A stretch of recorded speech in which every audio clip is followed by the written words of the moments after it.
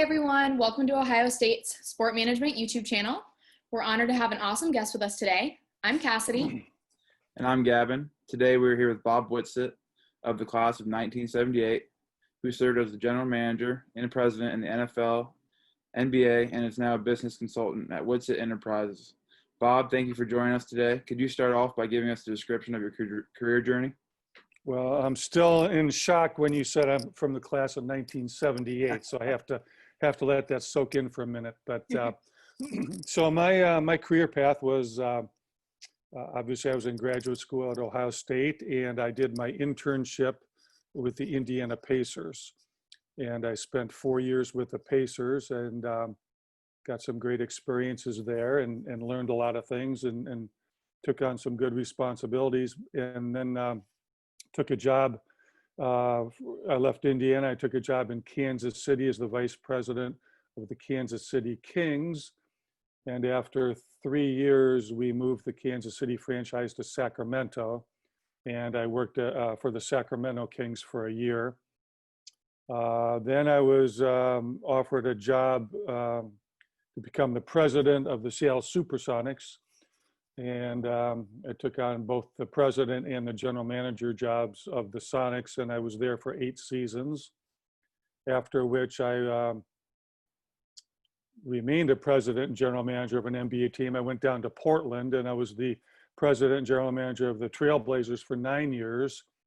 And during that time, probably 2 or 3 years into that run, my boss, my owner, we got involved and we bought the Seattle Seahawks. And so I was the president of the Seattle Seahawks for 9 years.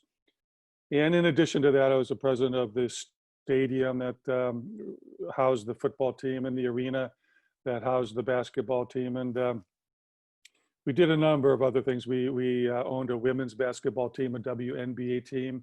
I was the president of that. We put together a 24/7 sports channel. We put together the first high definition television truck. We ran a few hotels and radio stations and various other things. And that was kind of the journey for me. And then after that, I've done a number of things. I've consulted. I've taught graduate school at Seattle University. Currently, I'm consulting with the ownership group that's bringing a National Hockey League team to Seattle. In addition, they're also in the process of building a $1 billion arena in downtown Seattle to house the hockey team and hopefully someday bring an NBA team back to Seattle.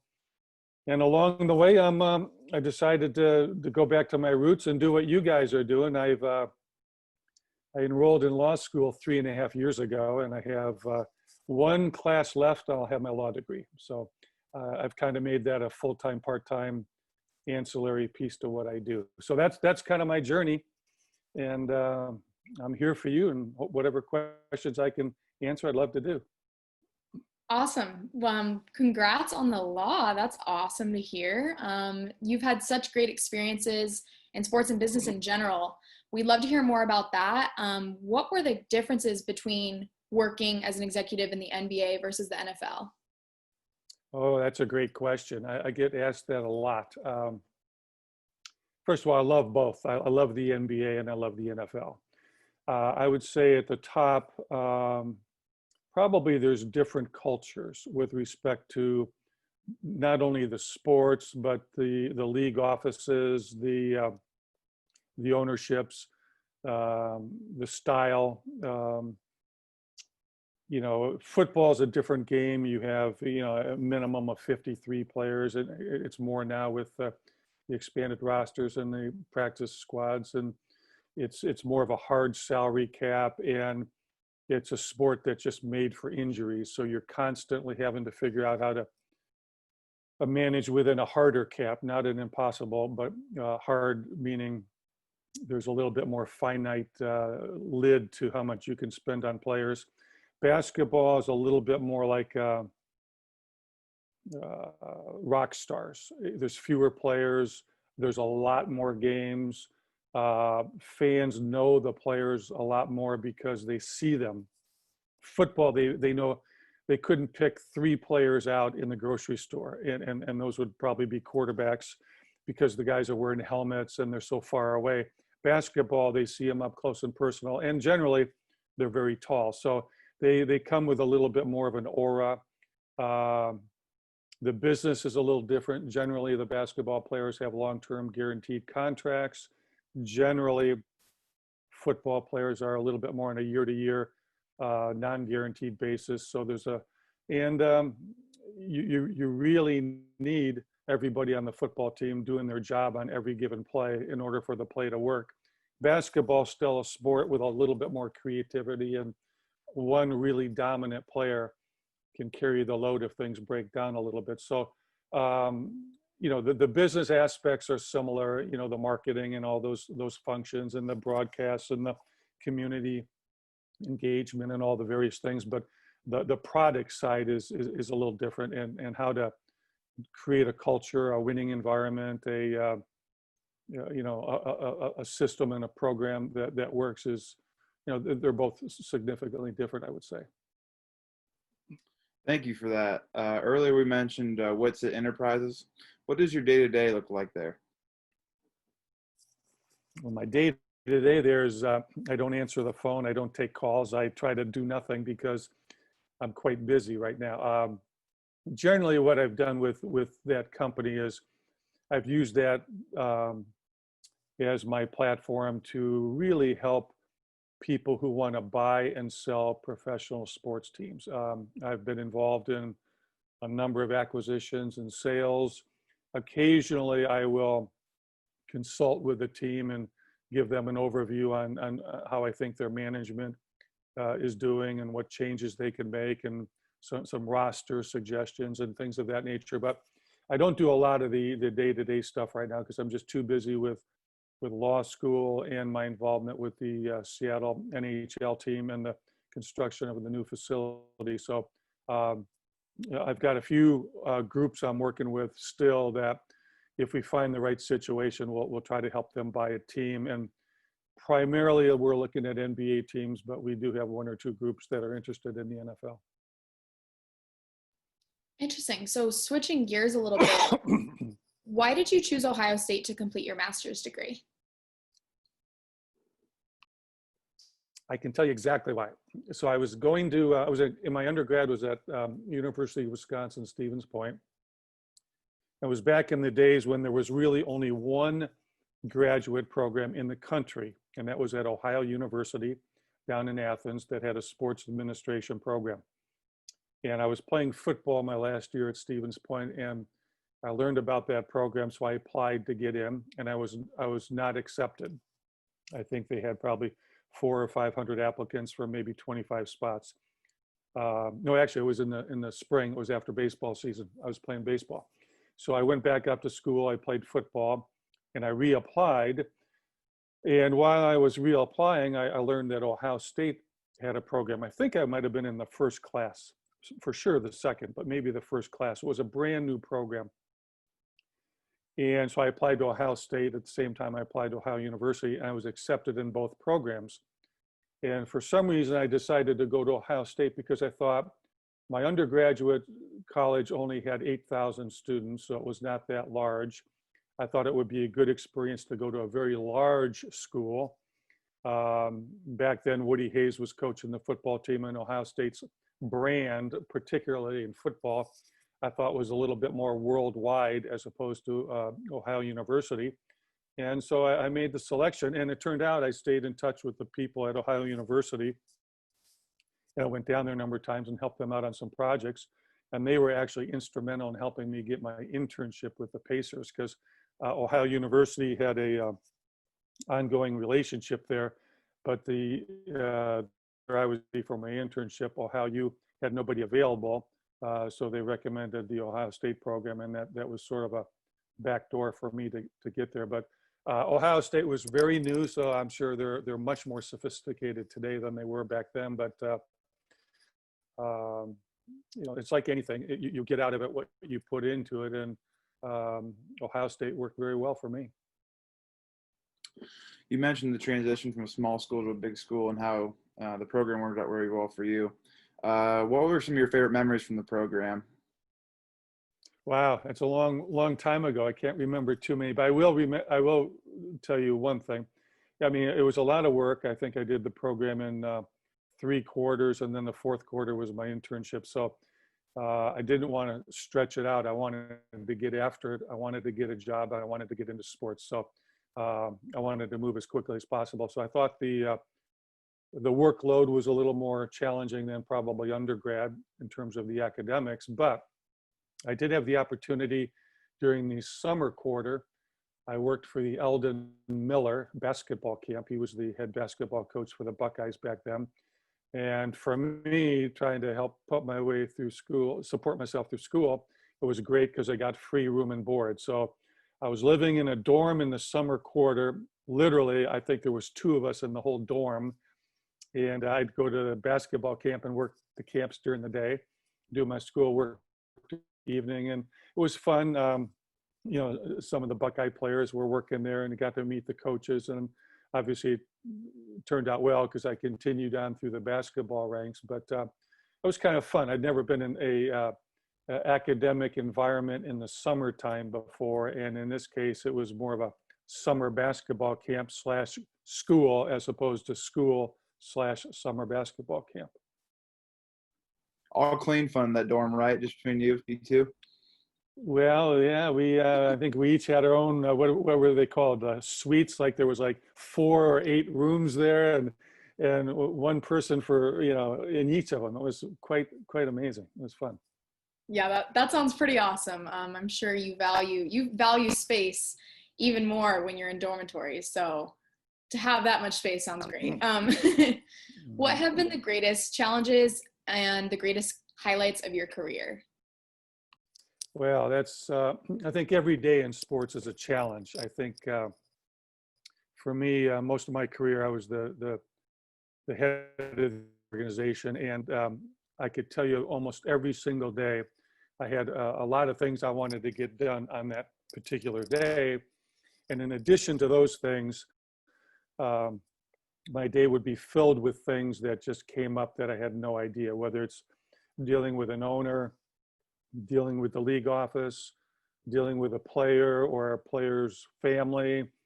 The coaches might have an issue I have to deal with.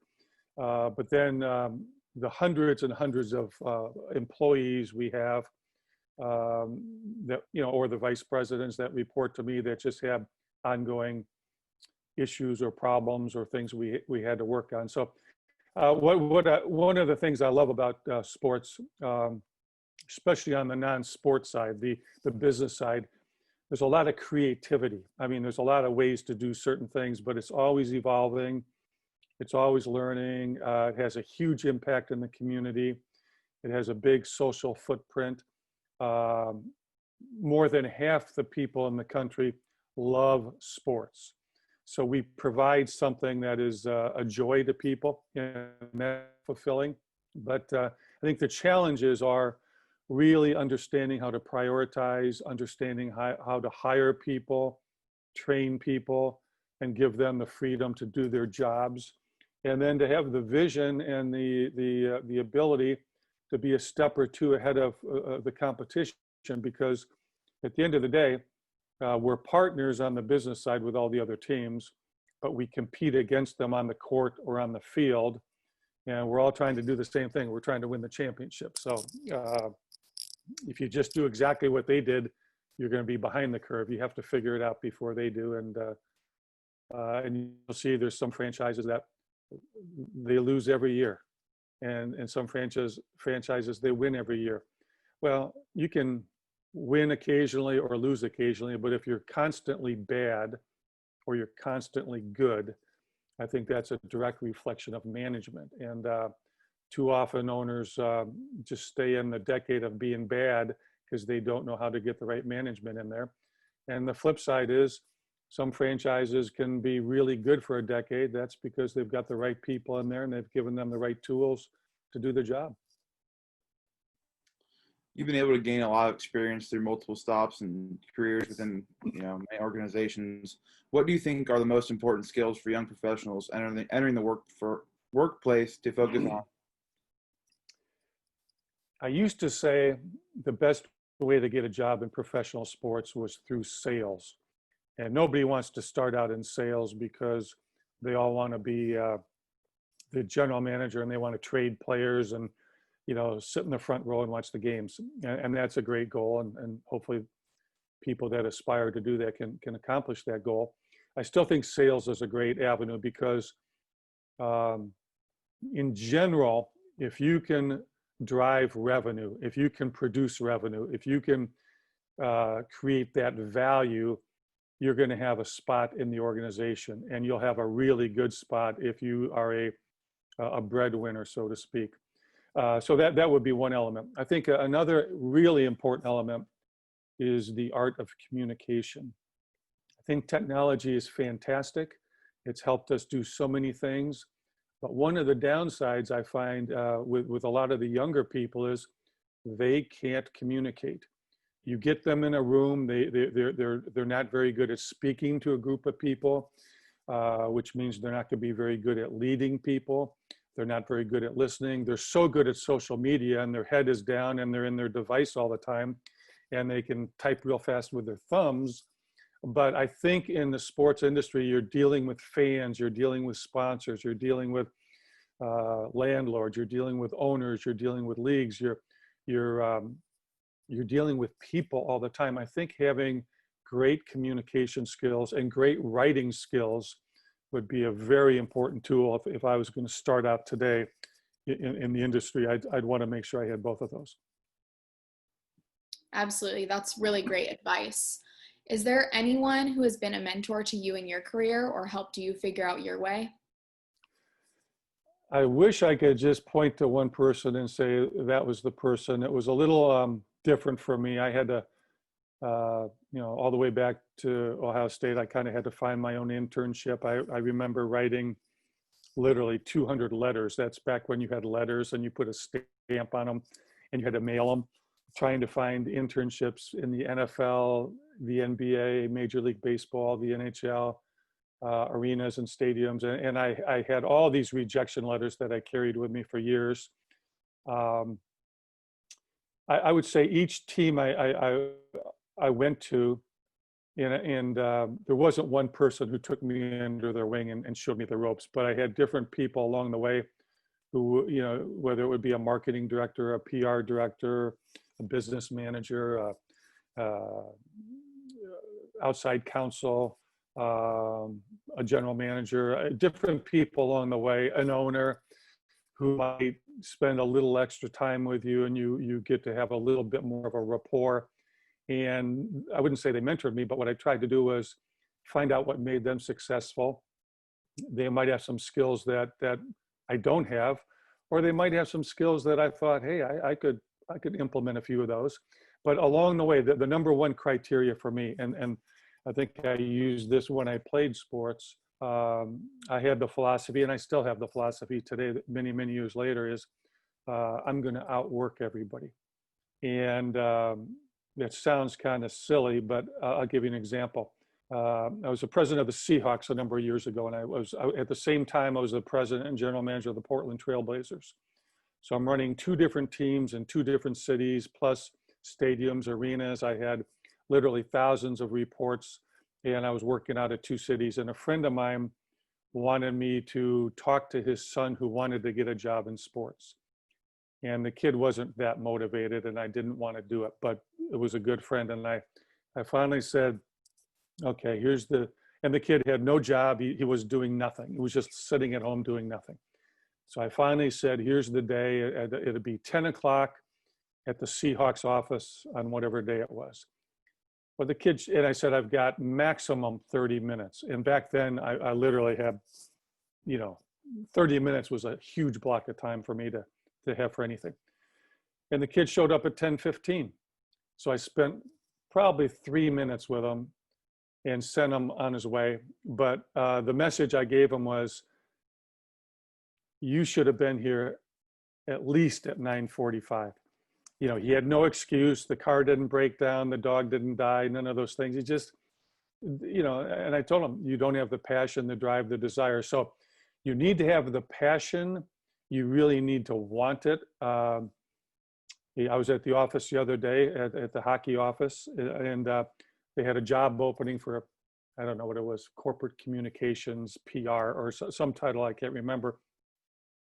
I just casually said, how many applications do we have? They had about 350 resumes. It's for like a mid-level job. And that's how sports are. There's a lot of people that want these jobs. So you've got to outwork everybody. You've got to outthink them. You've got to show the passion and desire. And I would say, do what I did growing up in Wisconsin. Use Lombardi time. Lombardi is Vince Lombardi, famous Packer coach. If you're on time, you're late. Be there 15 minutes early. The person you're trying to impress, their time is more valuable than yours. So passion and punctuality would probably be two important things to put in your toolbox if you're out there looking for a job today. Bob, you just mentioned a lot of advice and tools for us and everyone listening to really think about and hopefully put into our toolbox. Is there any advice you'd have for incoming students? I mean, as they're entering graduate school? Correct, yeah.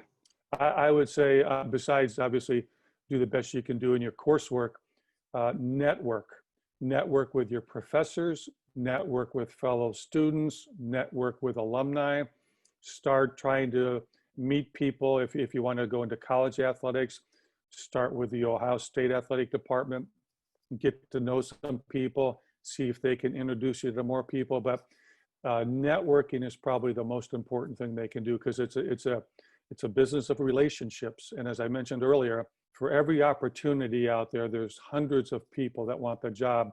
And it's a lot easier to hire somebody or certainly get them an interview if you know them, or you can. Never too early to start the networking process. Absolutely. That's really awesome advice for everyone, definitely in this field. Kind of switching gears, do you have an all-time favorite sports memory? Usually mine are heartbreakers. It's when Kobe and Shaq beat us in Game 7 to go to the finals. We were up 13 in the fourth quarter. Most of my memories give me an ulcer to think about it. But I think I look at it sort of in chunks. When I joined the Sonics, they had the worst record in the NBA, the lowest attendance in the NBA. They were losing money. They traded away their first round pick for my first draft, so we didn't even have a first round pick. When I left the Sonics, we had the best record in the NBA. We made money every year. I think we made the playoffs every year but one. We had salary cap space. We had a lottery pick that I had gotten from another team. So I think each time I left an organization, I left it in much better shape than when I inherited it. And that's kind of the mark for me, is if you can do your work and do it well, you'll see a consistency, you'll see an improvement, you'll see when I went to the Blazers, it was an old team over the cap and in decline. So we had to dismantle the whole team, and we managed to do that without ever missing the playoffs. So we made the playoffs every year. And again, we built a championship caliber team in Portland. So, we built a new building. So we went from 12,000 people a game to 20,000 a game and sold out every game. So I think in sports, you need to look at it in multiple year increments, not just a season by season. Probably individually, I think, winning the NBA Executive of the Year is probably a nice award, because it says the league and your peers think you're doing some good work. But really, it's a bigger award than that. It says our organization is doing a good job. And I think one of the compliments for a president is, if the organization is doing a good job, you should feel great that you hired good people, and those good people are really doing fine work. And the more times I had people leave my organization to go run their own organization, I think that's the ultimate compliment. And I've been fortunate enough where I've had a lot of assistant coaches go become head coaches. I've had assistant general managers become general managers. And each time somebody leaves my my organization and was a part of my team, and they go get to run their own team, I think that's the greatest compliment, and that probably gives me the greatest joy.